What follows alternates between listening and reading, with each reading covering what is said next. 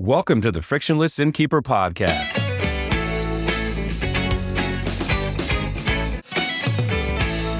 Coming right up, fresh tips and insights from lodging professionals aimed at helping you improve your business. Our podcast is brought to you by the Frictionless Guest App, the digital concierge that helps your guests to live like locals. Learn how at frictionlessguest.com. Steve Short, how's it going? Good, Matt. How are you doing? Doing well. Would you say that delighting guests is important? I certainly hope so, based upon the fact that the Frictionless Guest App is all about that, I would say. At least believe in that. Yeah. It's definitely foundational for that. And I think it's foundational for lodging professionals and B&B owners. And this podcast interview that we just recorded is with Peter MacLaren, who's the owner and operator of the West Hill House B&B in Warren, Vermont.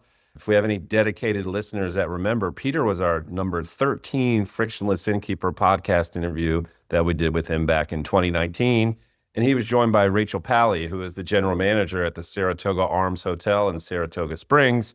And they shared some of the 10 simple ways to delight their guests based on their ALP 2025 presentation.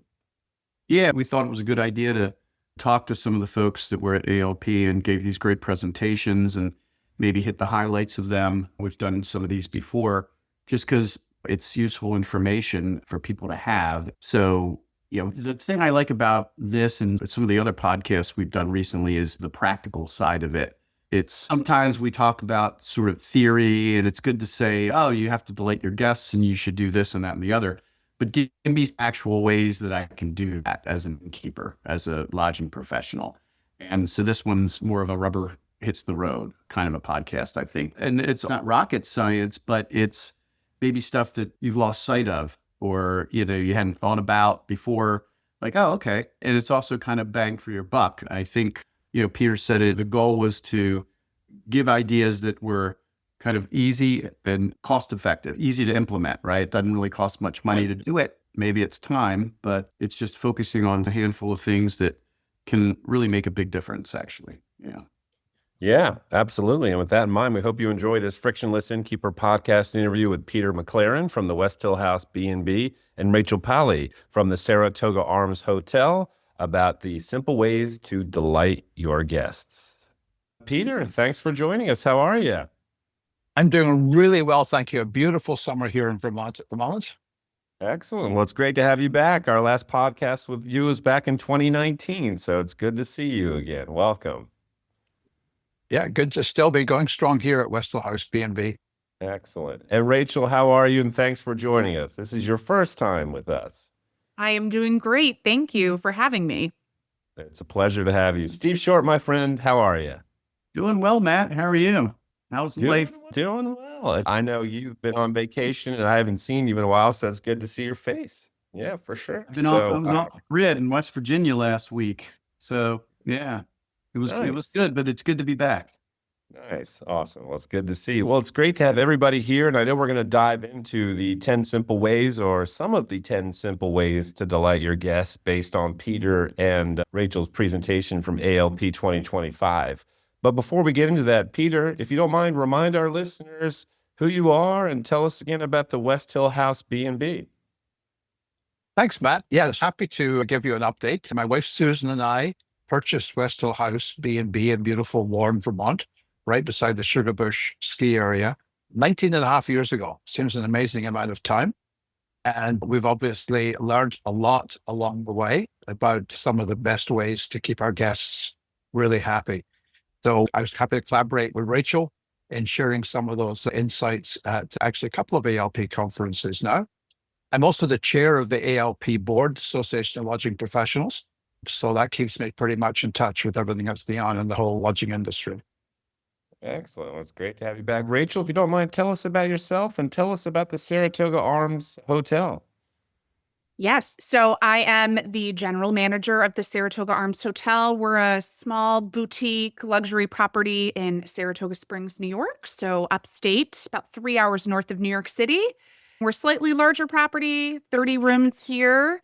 And I have been the general manager here for 7 years, and we've grown a lot since then. We offer really high touch, personalized service. And we have some really wonderful and impressive both Google and TripAdvisor scores. We maintain 4.9 stars on both of those platforms with nearing on 1,000 reviews on each. So definitely doing something right, delighting the guests, I'd say, on the daily. And was thrilled to do this presentation with Peter when we were at the last two conferences and had some wonderful interactions with participants there. So excited to talk about it here with you today. Yeah, definitely. And didn't the Saratoga Arms Hotel win an award at ALP this year? We did. We won the Innovator Award, which was really wonderful. So for all sorts of new, fun, interesting things that we're continuing to do here, some of which we'll talk about today, hopefully. Yeah. So that was a real honor. Good deal. Excellent. So the top 10, and I don't think we're going to talk about all of them, but you all talked about the top 10 simple ways to delight guests at ALP. You want to walk us through some of the more important ones or the ones you want to discuss? Well, let me kick in, Matt. One of the key things about the whole presentation was it was simple things to do that are relatively inexpensive, but are often overlooked. And my top recommendation for really keeping guests happy is to do the very simple thing, which is answer the phone when it rings. And a lot of people are missing this because these days we do get a lot of our bookings online. People do a lot of their research online. But what that does mean, if somebody calls you, it's because they want to talk to you for some reason. And they want to know answers to questions that they haven't found. They want to know what you're like. They want to get some background probably on you personally or whatever it is. But one of the best ways of closing bookings is to answer the phone. You will not get that same level of closure rate if it goes to an answering machine or goes to booking service, because people can do the basics online. So that's my top tip, is do your very best to always answer the phone. Or if you do get a voicemail, return it as quickly as possible. We use portable phones here, both Susan and myself. And we also have the incoming phone line twin to our cell phone. So it's not often that we end up missing a call. And we do track those calls. And one of the things that is an interesting stat is of the phone calls we get, and that's across all phone calls, 50% actually are closed bookings by the time we hang up. Wow. Great. So now, just out of curiosity, Rachel, with a bigger property, you've got more challenges, I would imagine. Well, I mean, you've got more staff, I hope. So now maybe there's always somebody at the front desk, but they might be busy or whatever. So do you have technology that, kind of like what Peter's talking about, where you've got mobile or things get forwarded? And is there a way to cover, always looking for practical ways to actually accomplish this stuff that listeners can maybe look into? We're definitely blessed to have 24/7 front desk staff, so that helps. But we also have a cordless phone. There are plenty of shifts where the person working the front desk is the only employee in the building. And so they're not only answering the phone, but they could be doing a check-in. They could be running towels to a guest room. There's plenty of things that can be taking the team away from the phone that sits on the front desk. And so they always wear a portable phone anywhere that they are in the building. And we also really heavily rely on a text messaging platform that our guests get introduced to pretty shortly after they book. And that is almost instantaneous response 24 hours a day too. So we really set that standard, exactly what Peter said. As soon as a guest is attempting to reach out to us for whatever reason, if it's booking, if it's an in-house question or problem, or if it's an anticipatory question prior to arrival, we want them to get a response as quickly as humanly possible. So we set that same standard here. Just interesting comment about texting is clearly texting is a very important method of communicating these days. And one of the things that everyone needs to be aware of is that once you give your guests the option to text, it usually becomes the preferred way of reaching you. So you need to make sure you're keeping on top of that, because they also expect fast response. But there's no question that having an active texting platform is a great way to keep in touch with guests, particularly once they're on the property. We find that a little bit intriguing because we have a small property. We only have 9 guest rooms. We're never that far away from our guests. But at the same time, rather than coming down to our area and asking a question, people will text us. So always have to be ready to respond. And that's actually one of my top 10 was just really solid pre-arrival communication. I think that we hear more from our guests about anticipating the questions that they would have and the things that they would need prior to arrival. And we have an entire pre-arrival communication cadence that is a combination of emails, text messages, and a phone call from our concierge. So some of those are automated that they get at certain intervals prior to arrival. And then some, we just have a daily reminder or routine to check in with guests for certain things. And so I think our ability to anticipate what the guests are going to ask or information that they need as they arrive on property or they're planning for their stay, that doesn't cost us any money. That's just us keeping our guests organized and, having set routines that we adhere to every single day. We hear a lot of really positive feedback from guests about our pre-arrival communication cadence. Do you have a single platform for that? Is it just the PMS that does everything in terms of pre-arrival as well as texting, or like maybe are you using Whistle or something like that just for the texting part? We use Think Reservations, which has an integrated text messaging platform, Think Messenger. And so all of our emails and texts are right through Think, all automated, which is fantastic. The only thing that we have that is outside of our property maintenance system is we have a pre-arrival survey that our guests can fill out in advance of arrival. They can tell us the room temperature they want, the robe size that they want, if they want extra towels, kind of those things that they would typically ask first thing at arrival. We try to get that information in advance. And that survey we have on a platform called Typeform. But there is a link to the Typeform survey within one of our automated text messages. So it's all integrated. We can see their reservation details while we're on the text thread. We can see that they've received all of the automated emails that they were supposed to write in their reservation. So it's nice to have it in one single platform. Excellent. We use Think as well for all the same purposes that Rachel does. We are not sophisticated enough to have all of the pre-arrival survey information, but we do use another platform called TouchStay. I'm not sure whether the Saratoga Arms do that as well. And TouchStay is basically a platform that we give guests a link to, and that contains a very comprehensive set of information about the B&B, about things to do, about recreation activities, dining, and so on. And that's an amazing, amazing platform to use to help keep guests informed both before they come and once they're here. We're familiar with TouchStay because we're frictionless and we're similar. Exactly. And, the two obviously are very complementary. And I don't want to in any way suggest that your platform is not as good, but we just embrace TouchStay because, as you probably know, one of the perks of the Select Registry membership is that they include a TouchStay subscription. So that's the one we went with. Yep, we're familiar with that. We have a few that use us from Select Registry, but that's understandable. So, okay. Just wanted to full disclosure. Absolutely.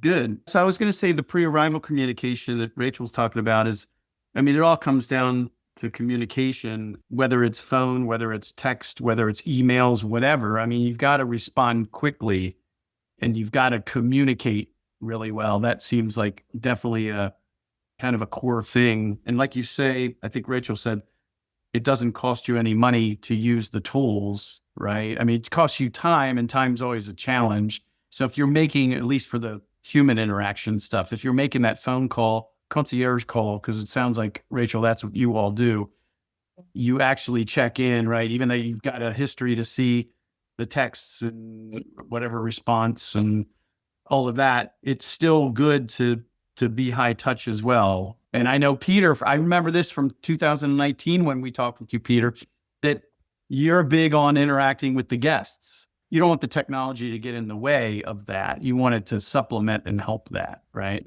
Right. Yeah, we're always very present for our guests. Again, we're a small property. One of the things that we do, which only a small percentage of properties do, is we actually have a family-style breakfast. So all of our guests have breakfast at the same time.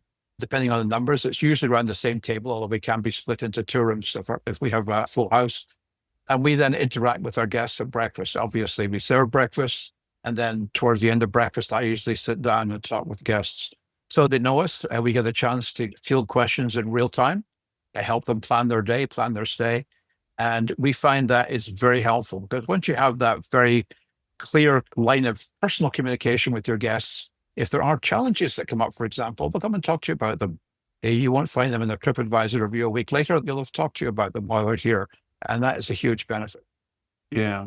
Rachel, with the bigger property, is that more of a challenge for you all? And I mean, I know with Frictionless, part of our selling point, or what we think the value is that the guests, they're not always going to find you, whether it's a big property or a small property. They're not always going to be able to find somebody. And if they do, that person might not have all the knowledge anyway in terms of things to do off property, for example, or even details about on property stuff. So just curious, I'm sure being high touch that you try to train your folks and they communicate as best as possible, but is that a challenge?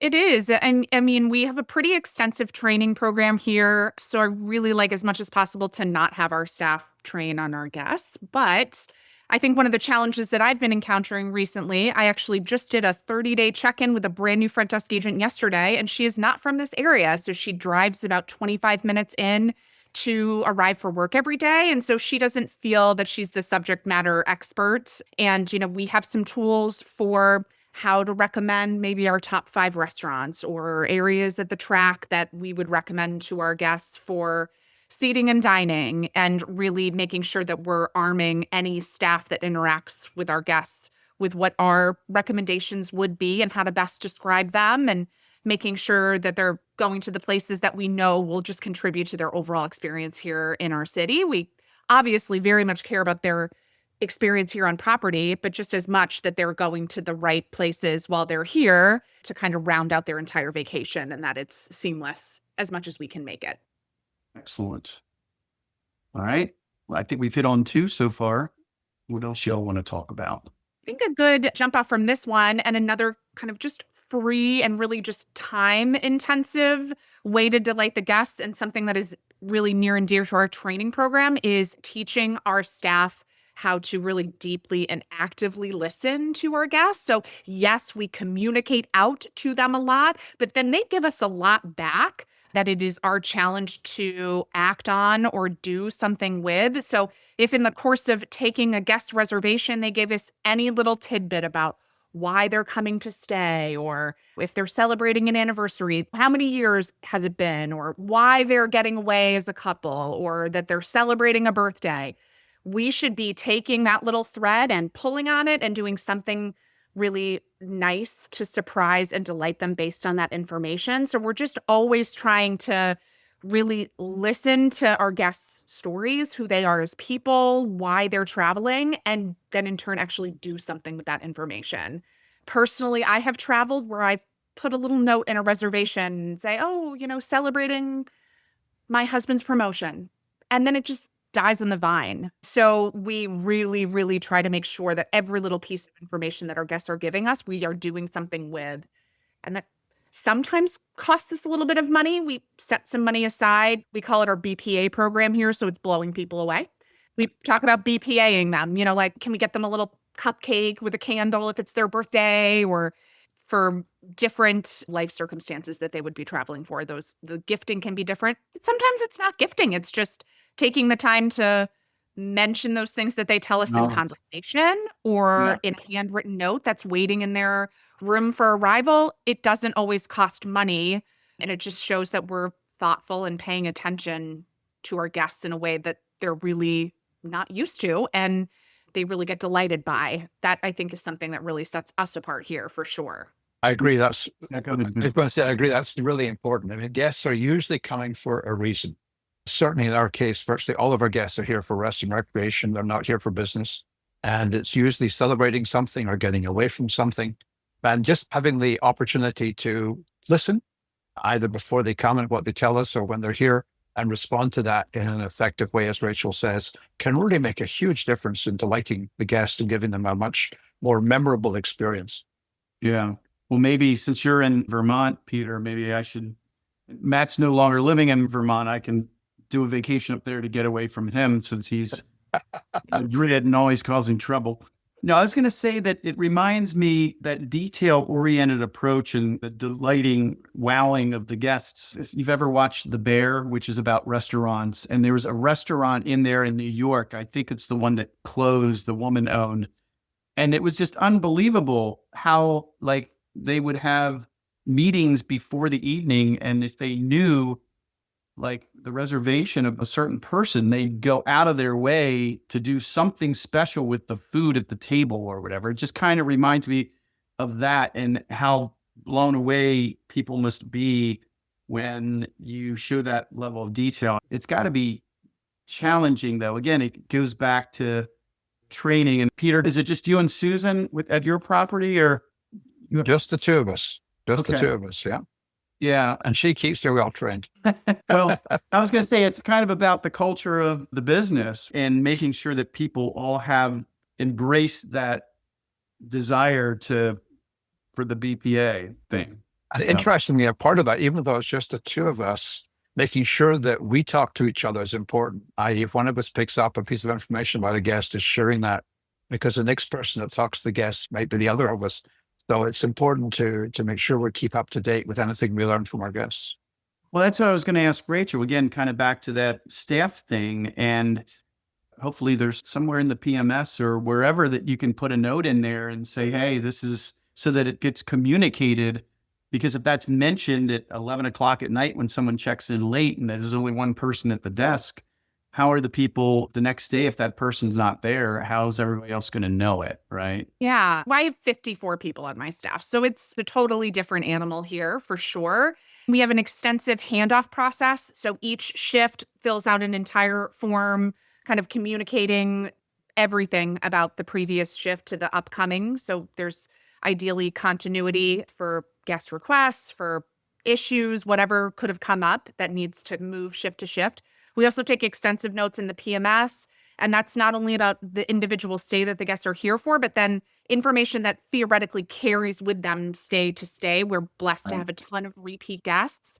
And so we not only want to take that information and do something with it while they're in house currently, but then remembering and saving that information so when they return, provided nothing crazy has changed in their life, those same preferences should remain and we can act on them again.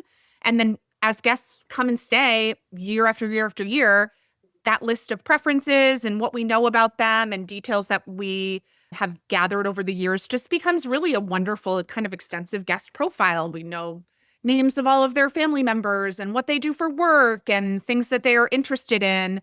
That allows us to do BPAs that are much more detailed and personalized too, because we just get to build a little profile about them as people and can continue to draw from that over the years. Yeah, that's cool. That's neat. All right. What else you all have for us? Well, I'll tell you another seemingly very basic thing that a lot of properties still don't get right. And that is that everybody these days travels with all kinds of electronics, and those electronics need plugged in and charged up. And it's amazing. Susan and I still in our travels go to hotels and even some bed and breakfasts where you still have to search under the bed or unplug a lamp to plug in your phone charger. So one of the things that we certainly emphasize is all of our guest rooms have a multi-outlet power strip each side of the bed, because that's usually where people want to plug stuff in. And also probably at least one other over a desk or whatever we have in our room. And it is quite intriguing when we do housekeeping to just see how many things are plugged in. Because everybody has a phone, usually has a computer. You know, a lot of people have CPAPs these days, which have to be plugged in beside the bed. And that is one of the things that amazingly guests comment on. Of course, the last place we were at, we had to hunt around or ask for an adapter or whatever. And it just seems so basic these days that all of us know how much stuff we have to plug in, and yet we don't accommodate our guests. And I think that's very, very important to make sure you provide for your guests' electronics. Yeah, that's a frustration for me, certainly when I travel. I mean, I'm kind of prepared, and everybody forgets a cord here or there or whatever, or a plug or an adapter or whatever. And the big brands, you know, the hotels, they typically have these built-in kinds of things. So a lot of times the adapters or the chargers for the cords are old and I can't use a USB-A if I've got USB-C on either end of my cord, that sort of thing. That certainly would help me being a technology guy. One of the comments that I made in the presentations is the one standard that has not changed in 100 years is 110 volt outlet. And that is the one that people are looking for, because all the various equipment that people have, they usually have a dongle with it that plugs into 110 volts. So you don't get hung up on A, B, C, D, whatever the next brand of USB power points are. I think that while there is certainly, it's nice, to have a USB outlet, focusing on having 110 volt multiples of them is very, very important. And in addition, as you say, Steve, it's amazing how many people do end up forgetting the necessary cords, both at home, but also here at the B&B. And when we contact people to say, hey, you may have left the charger, I'll just keep it because it's not worth posting back, which means we have a good selection to provide to guests who forget theirs. And that is very much appreciated as well. I love that, because I think that's one of the simple things that I put in our presentation as well, is just anticipating what guests forget or just need in their general travel day. And we try to think ahead and have all of those things available. One area that we have in the hotel is called the guest pantry, and we just stock it with snacks and drinks and things that is just out, restocked and available to guests 24/7. We have the same. We have just a bin of chargers and cords. We have a whole inventory of the things that guests commonly forget: toothbrush, razor, a packet of Advil, and just have those things. They don't need to leave property if they discover something that they need or want at 11 o'clock at night and we only have one person working. We have all of those things at the ready to give them, trying to think ahead of the things that guests need and want and when they're going to need and want them. Mm-hmm. So if Matt stays with you and he forgets his guitar, you've got a guitar for him to play. I could get that guitar in about 30 minutes if you needed me to. I did have one on site, but we could make that happen. That's amazing. I love it. Good deal.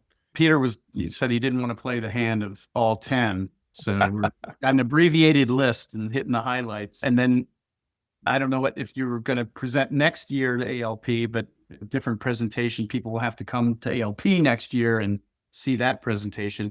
Anything else that you think is important for listeners that's, again, simple and inexpensive? Certainly one of the other things, it's not necessarily in the totally inexpensive area, but it's certainly in the convenience area, is that I think most properties have gone this way now, but not all, is we've gone to keypad locks.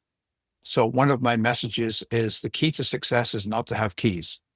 It's a big hassle for guests, and it's sometimes even a bigger hassle for innkeepers when you have to manage keys. They get lost, they get left when guests put them in their pocket and take them home with them, etc. So right from the very beginning, we have keypad locks on the guest rooms. We also have a keypad lock on the outside door. Being a small property, actually, our outside door is normally open during the day, but if they want to come back late at night, they know how to get in as well. It's amazing a number of people have commented on how they very much appreciate that. Each door is coded uniquely to that guest for that stay and then changed for the next guest. You can do that manually or automatically. We're a small property, so it's okay for us to easily do it manually. But most PMS systems, including Think, if you've got compatible locks for you automatically. And it definitely, I think, increases the guest delight, but they don't have to worry about having to carry keys or get in late at night. Yeah. I live in an old historic home. And if I had a B&B, that would be my one concern is, these locks that are, at least the old ones anyway, seem like they're big and clunky and ugly. Are there offerings out there now that are, I guess, I don't know what you'd say. Obviously, they're not historic, but that look better where you can use the padlock and it's not bulky and ugly and it kind of fits the vibe of your property? Are there a lot of options out there now? There certainly are some options. It doesn't look historic, obviously, but I'll tell you one little interesting thing, Steve, is that I have a picture of this in my slides. We have a bunch of keys near our entrance area to the B&B. And they're old and they're big and they're rusty.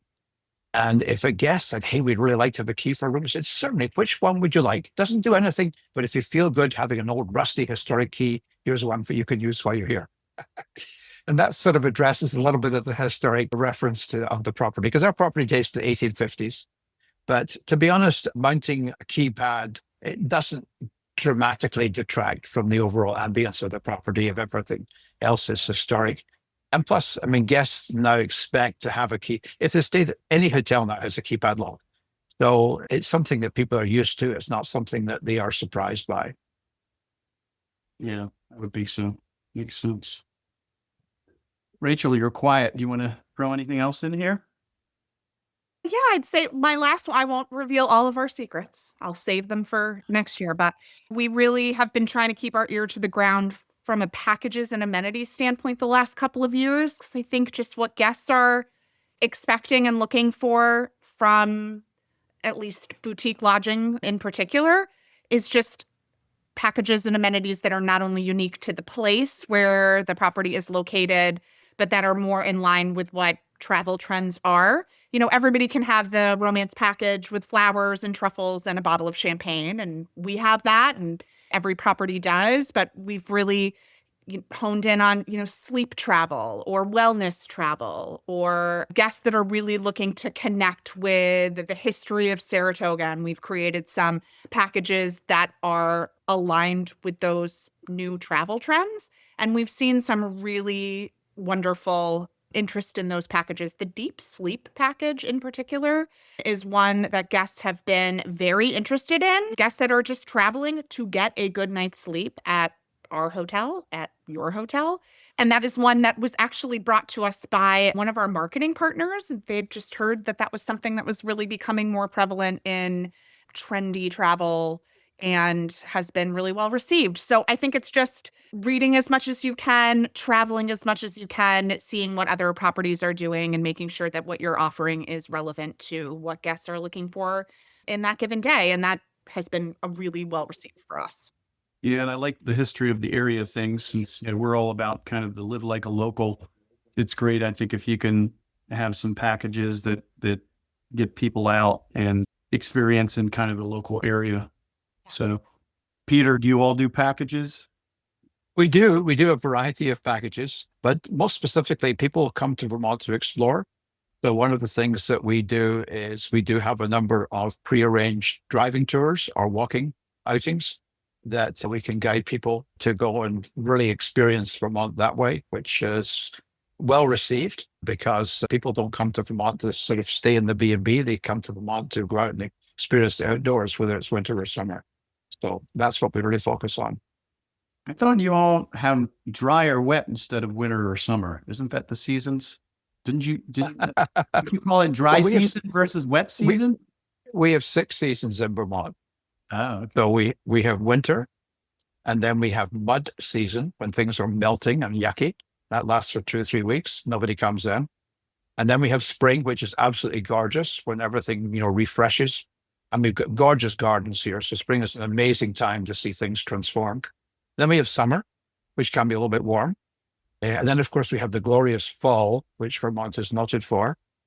And then we have the other different season, which is stick season, which is mainly November. And stick season is once the leaves are off the trees, but before we get a lot of snow.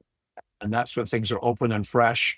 It's cooler, obviously. And I call it the hidden season in Vermont because it's a great time to be here because the views are great because there's no leaves in the trees. It's cooler and there's absolutely no bugs in November. And there's actually very, very few people.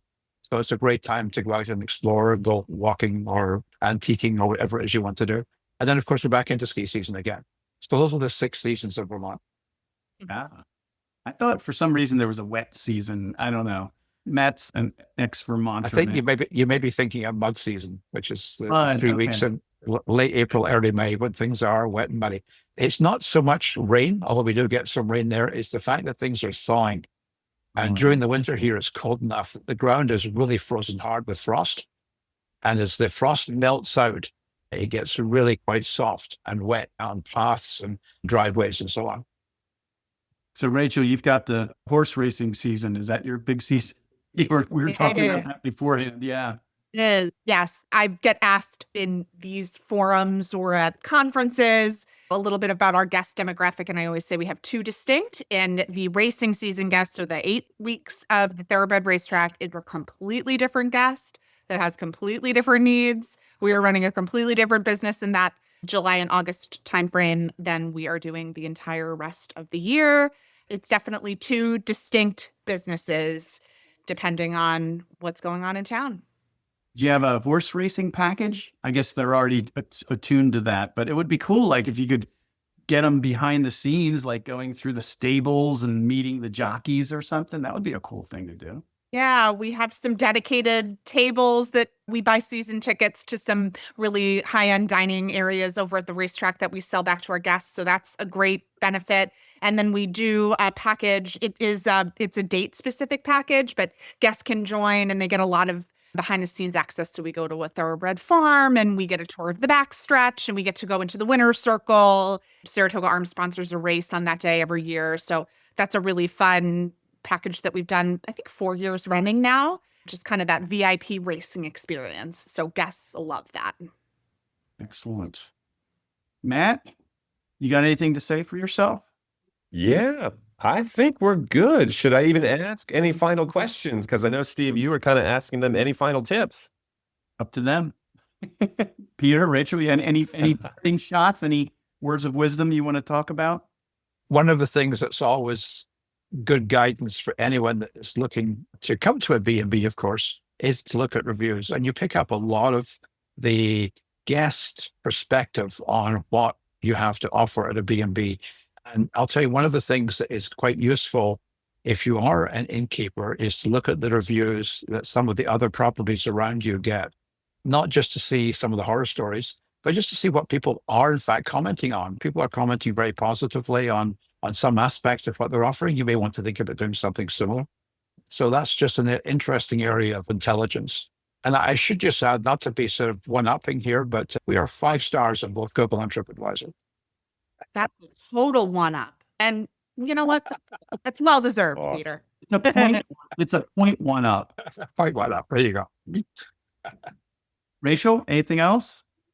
I second that. I loved that sentiment by Peter, not only looking at direct competitors here, but other properties that you aspire to be like that are running a similar operation to you. Could be in another area of the country, and getting a feel for what makes those properties special and what guests are looking for. I think that's an excellent way to, keep yourself kind of ahead of what guests are looking for. Good deal. All right, Matt, leave us out. Sounds good. Well, this concludes this Frictionless Innkeeper podcast interview with Peter MacLaren, who is the owner and operator of the West Hill House B&B in Warren, Vermont, and Rachel Paley, who is the general manager at the Saratoga Arms Hotel in Saratoga Springs. And both Peter and Rachel were kind enough to share really kind of their top level takes from their 10 simple ways to delight your guests, which is based on their 2025 ALP 20 presentation on this very topic. And our podcast is brought to you by the Frictionless Guest App, the digital concierge that helps your guests to live like locals. Learn how at frictionlessguest.com. Once again, that's frictionlessguest.com. And Peter and Rachel, thank you so much for your time today. Pleasure. Yeah. And Steve Short, thanks for your time. Thanks, Matt. Thanks, Rachel and Peter. We appreciate it.